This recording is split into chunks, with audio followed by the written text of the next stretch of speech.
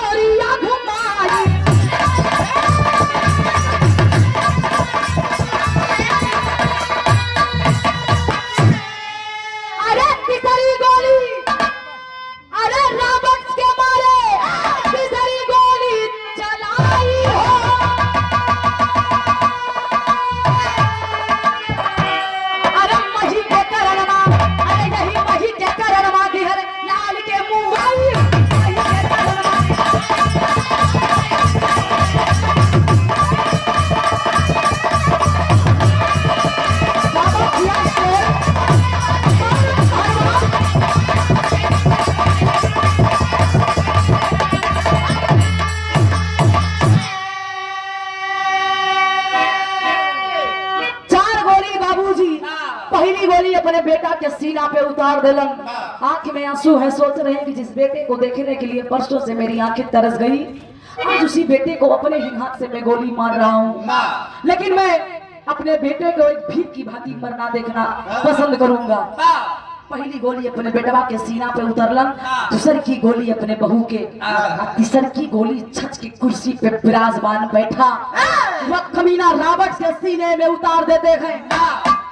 चौथी गोली जो बचल रहे कॉलोनी तीनों के मार दिले तो हम जी के क्या करब।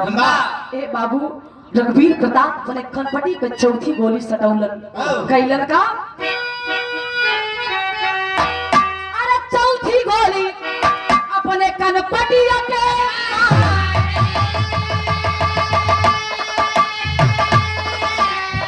हर जीते सब लोग के टका हो यारी।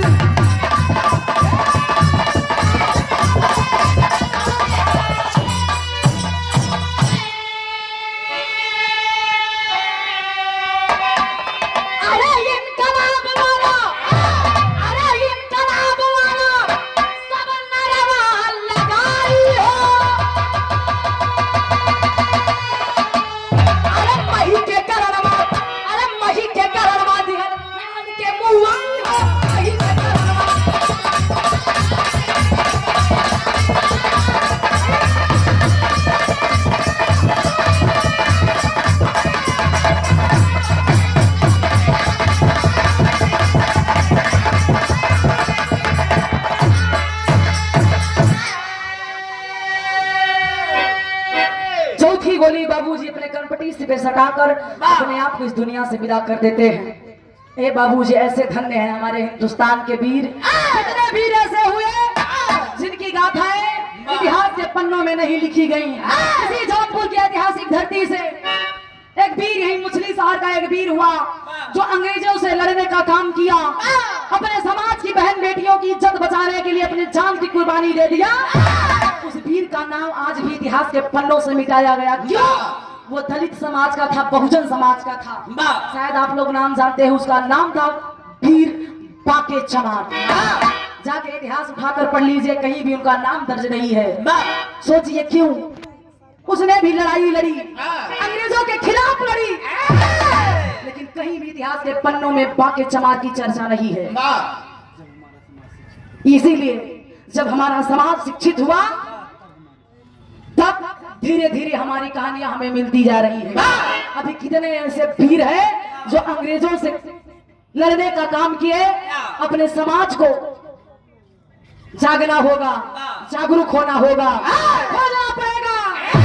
इन वीरों का इतिहास जो हमारे और आपके लिए अपनी जान की कुर्बानी दे दिए। अंतिम और आखिरी में कहना पड़ा,